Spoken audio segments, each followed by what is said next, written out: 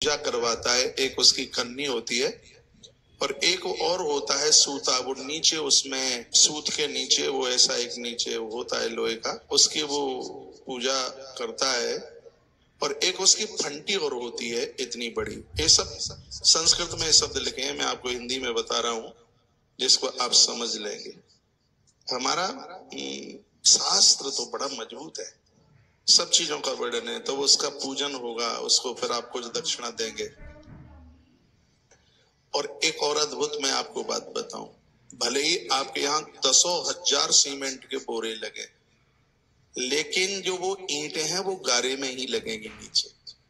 गारा कहते हैं मिट्टी, जो मिट्टी में सनाई हुई है, मिट्टी घोलेंगे, जो वो ईंटें हैं वो ईंटें हैं वो गारे में ही लगेगी।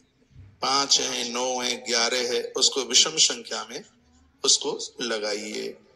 इतना करने के तत्पश्चात फिर उसके ऊपर आप मिट्टी उसके ऊपर भर देंगे। अब इसकी जो आगे की जो प्रक्रिया है उसका वर्णन भगवान देव देवेशा शूल वृद्ध वृषवाहन, भगवान महादेव का ही बार बार उसमें वंदन करना है, प्रणाम करना है, क्योंकि वास्तु के पिता हैं यह है, भगवान वास्तु देवता के ये पिता हैं भगवान महादेव, इनकी पूजा है। अब जो आप अब नीम पूरी खोद रहे हैं, चलो ये तो भूमि पूजन की बात हो गई, अब आपको नीम खोदना है। भैया कैमरा ला फिर एक बार, नीम तो खोद के बताऊं, नीम कौन सी दिशा से कौन सी दिशा को आपको नीम खोदना है, उसका इसमें वर्णन है, वो देख लीजिएगा।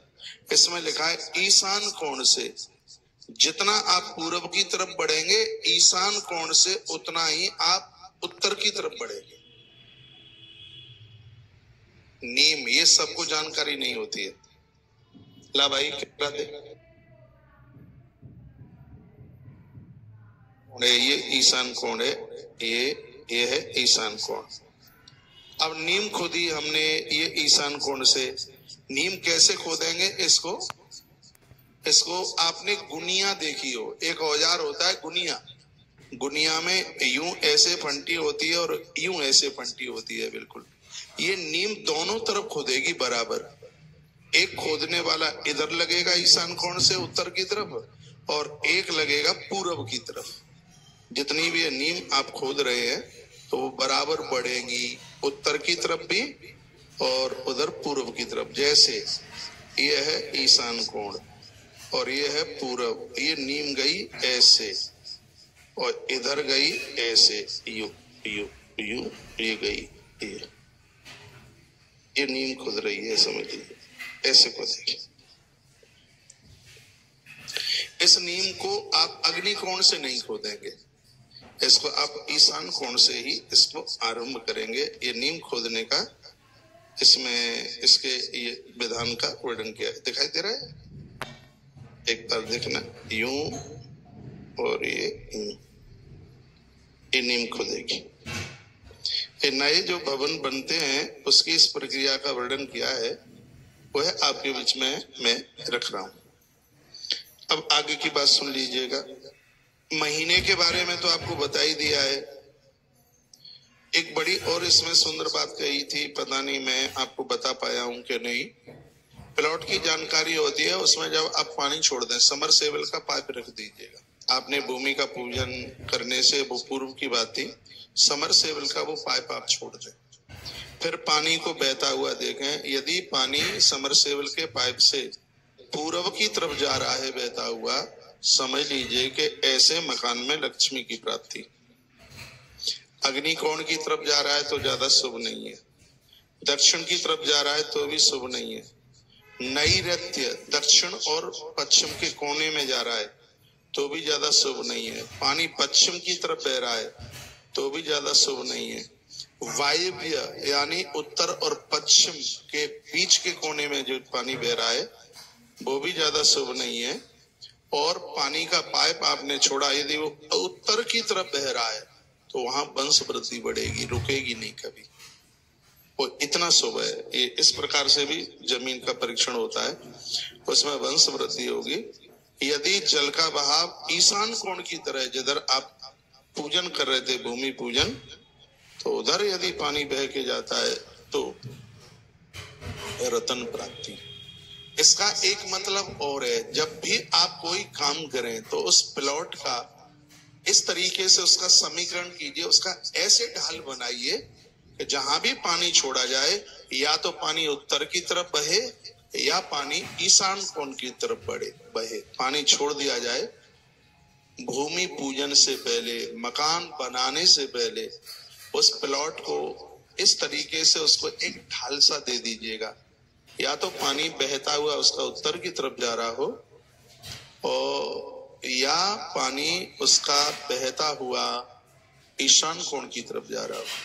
यदि ऐसी व्यवस्था बनती है, छत का भी जो पानी है वो दक्षिण से उत्तर की तरफ बहे, उसका ढाल ऐसा हो पानी ईशान कोण की तरफ गिरे या साउथ से नॉर्थ की तरफ, उत्तर की तरफ गिरे, ऐसे भवन अपने आप में बहुत ही ज्यादा कल्याणकारी होते हैं। एक कल्याणकारी होते हैं, एक बहुत ही कल्याणकारी होते हैं। तो ऐसे भवन है, ऐसे मकान हैं, वो बहुत ही ज्यादा लाभदायक होते हैं। अब एक मुहूर्त जो आप शायद पहली बार सुनेंगे, वो लिख लीजिए। जो आपने मुहूर्त निकलवाया है, तो उसमें जो तिथि तो मैंने आपको बताई दी है, ये कौन सी तिथि से कब तक का मुहूर्त बढ़िया होता है, तो ये लिख लें, कृष्ण पक्ष और शुक्ल पक्ष, दो पक्ष हैं। तो इस भवन निर्माण के लिए कृष्ण पक्ष की षष्टमी के बाद में, गृह निर्माण में कृष्ण पक्ष में षष्ठी तिथि से लेकर शुक्ल पक्ष की षष्टमी पर्यंत तक ये तिथियां त्याग दें। त्यागने के लिए बोल रहा हूं, एक बार फिर समझ लीजिए। कृष्ण पक्ष की षष्टमी से लेकर और शुक्ल पक्ष की षष्टमी तक कोई भी गृह निर्माण का भूमि पूजन ना हो। तो इसको सीधी भाषा में आप समझ लें, शुक्ल पक्ष की सप्तमी से लेकर कृष्ण पक्ष की पंचमी तक योग होता है भूमि पूजन का। सीधे अक्षरों में लिख लें, सीधे शब्दों में लिख लें। और यह पहली बार सुनेंगे, जब आपको भूमि पूजन करना है तो इस भूमि पूजन के लिए जो सही समय है, शुक्ल पक्ष की सप्तमी से लेकर और कृष्ण पक्ष की पंचमी तक जो मुहूर्त निकलता है, इस बात का जरूर ध्यान रखें। कृष्ण पक्ष की षष्टमी से लेके शुक्ल पक्ष की षष्टमी तक भूमि पूजन का कार्य है, वो वर्जित ग्रंथ में बताया गया है।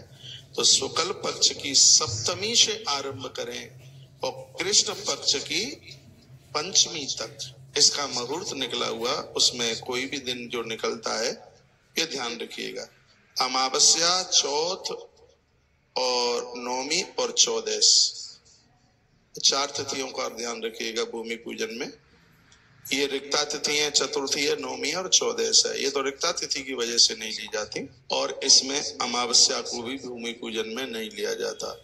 तो चार तो ये तिथियां हो गई हैं, और एक दिन जिसको मंगलवार को कल मैंने निवेदन किया है, भूमि सोती है, धरती माता सोती है, इसलिए उस दिन भी आप किसी भी प्रकार का कोई आप भूमि पूजन नहीं कर सकते। कृष्ण पक्षे तिथिम षष्टिम गंडान्ते रवि संक्रमे रवि भौम दिने। देखो रविवार आपने तो देख लिया कि आज तो छुट्टी का दिन है, सो रविवार को ही भूमि पूजन कर दो। तो इसमें लिखा है कि सोमवार, बुधवार, गुरुवार और शुक्रवार ज्यादा प्रभावशाली है।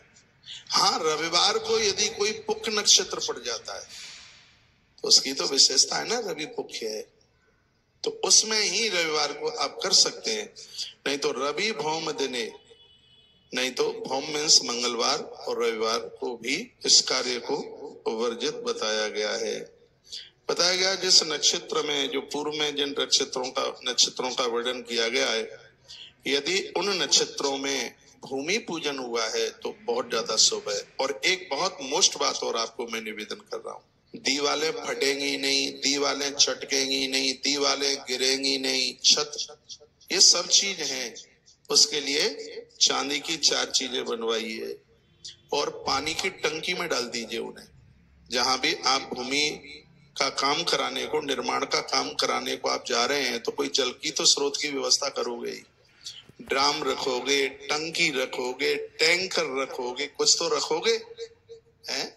जहां आप पानी इकट्ठा करोगे, जहां से आप जल उस बिल्डिंग निर्माण के काम में आप लेंगे, तो मकान क्रैक ना हो, दीवारें गिरे नहीं, और उसमें ऐसा कोई खतरा ना बने, उसके लिए वास्तु के हिसाब से इस ग्रंथ में 4 चीजों का वर्णन किया है। वो उसका आप निर्माण कर लें, छोटे छोटे बनवा लें, चांदी के बनवा लें, तांबे के भी बनवा सकते हो, और उसको पानी की टंकी में डाल दें। इससे पानी का दोष समाप्त हो जाएगा। जल में दोष होता है, भूमि पूजन इसलिए किया जाता है कि धरती का दोष समाप्त हो जाए। तो अब जल का भी तो दोष समाप्त होना चाहिए, पानी में भी दोष होता है। तो पानी के दोष को समाप्त करने के लिए ग्रंथ में 4 बातों का वर्णन किया है। क्या है? ध्वजः सिंगे तऊच गजे होइते गविश्व प्रदाहा। लिखा है एक तो ध्वजा बनवा लें चांदी की या तांबे की, एक सिंह बनवा लें, एक हाथी बनवा लें, और एक नंदी बनवा लें। 4 का नाम है इसमें। इतने इतने बड़े बनवा लीजिए। एक ध्वजा बनवा लें, एक शेर बनवा लें, एक गज हाथी बनवा लें, और एक नंदी, एक बैल बनवा लें। इन 4 चीजों को आप पानी के टैंक में डाल दीजिए, पानी की टंकी में डाल दीजिएगा। ये आपके मकान के लिए शुभ नहीं, अति शुभ होगा, बहुत ठीक होगा, बहुत बढ़िया होगा। निर्माण बढ़ता जाएगा, कहीं रुकावट नहीं आएगी, कहीं दिक्कत नहीं आएगी, कहीं परेशानी नहीं आएगी। ये 4 चीजें अच्छे अच्छे वास्तुकारों को ना पता होगा। ये पानी की टंकी में 4 चीजें ये डाली जाती हैं।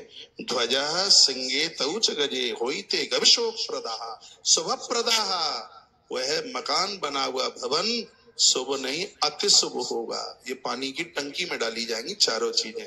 फिर बोलूं, एक ध्वज, और एक है सिंह, एक है गज यानी हाथी, एक गवि सुप्रदा। गवि कहते हैं नंदी को, गाय के बच्चे को गवि, नंदी को कहते हैं। तो एक नंदी, वृषभ, नंदी, 4 चीजें बनाकर